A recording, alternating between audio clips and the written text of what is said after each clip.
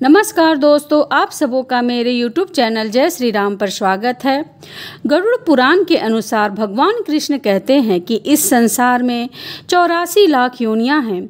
उनका विभाजन 4 प्रकार के जीवों में हुआ है, जिन्हें अंधज, स्वेदज, उर्भिज और जरायुज कहा जाता है।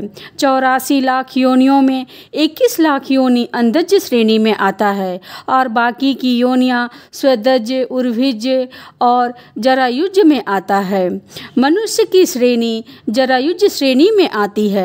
इन सभी प्राणियों में मनुष्य योनि ही सबसे अधिक दुर्लभ होता है।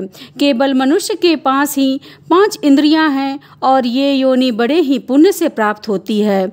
आहार, मैथुन, निंद्रा, भय और क्रोध ये क्रम संसार में अधिकतर प्राणियों में पाई जाती है, पर विवेक केवल मनुष्य जीव में ही प्राप्त होता है।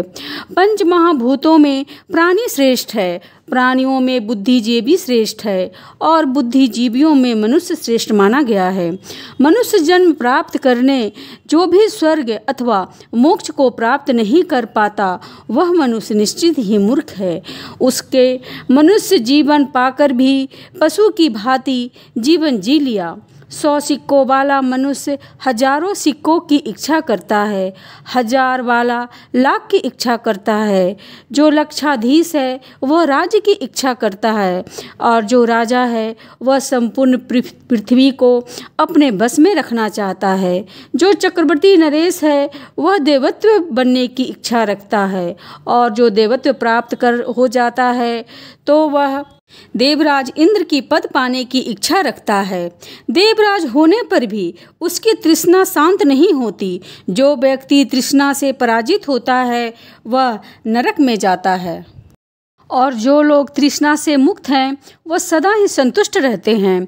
उन्हें उत्तम लोक की प्राप्ति होती है। श्री कृष्ण कहते हैं कि जो प्राणी अपने आत्मा के अधीन होते हैं वह निश्चित ही सुखी हैं। जो मनुष्य अपने इंद्रियों के मोह जाल में फंस जाता है उसका अनर्थ अवश्य हो जाता है।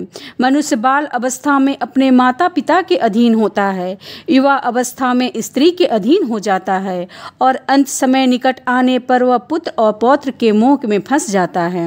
वह मूर्ख कभी किसी अवस्था में आत्मा के अधीन नहीं रहता। लोहे की सलाखों में बंधा हुआ मनुष्य भी मुक्त हो सकता है, किंतु स्त्री और पुत्र के मोह में फंसा हुआ मनुष्य कभी मुक्त नहीं हो पाता। श्री कृष्ण कहते हैं, पाप एक मनुष्य है किंतु उसके फल का उपयोग बहुत से लोग करते हैं। उपयोग करने वाले तो उस दोष से मुक्त हो जाते हैं, किंतु पाप करने वाला दोष का भागी हो जाता है। इस संसार में कोई भी प्राणी मृत्यु पर विजय नहीं प्राप्त कर सकता। इस मनुष्य लोक में मनुष्य अकेला ही पैदा होता है, अकेला ही मरता है और अकेले ही पाप और पुण्य का भोग करता है। उसके परिवार के लोग उसके मृत शरीर को लकड़ी के ढेर पर डालकर उस अपनी जिम्मेवारी से मुक्त हो जाते हैं। केवल धर्म ही उसका अनुसरण करता है। मनुष्य का धन तथा वैभव घर में ही छूट जाता है। मित्र तथा बंधु सब शमशान में ही छूट जाते हैं। सिर्फ पाप और पुण्य ही उसके आत्मा के साथ जाता है। श्री कृष्ण कहते हैं कि सूर्यास्त तक अपने द्वार पर आए हुए याचक का धन दान में नहीं दिया तो सुबह तक वह धन ना जाने किसका हो जाएगा। अगर मनुष्य ने अपने भाग से प्राप्त हुआ धन का खर्च धर्म कार्य में नहीं किया, श्रेष्ठ विद्वान और याचकों को दान में नहीं दिया, तो उसका धन यह रटता रहता है कि मेरा स्वामी कौन होगा। जो मनुष्य श्रद्धा पूर्वक धन का दान करता है वह धर्म को धारण करता है। धर्म से ही अर्थ और काम की प्राप्ति होती है।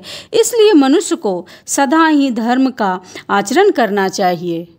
धर्म ही मोक्ष प्रदान करता है।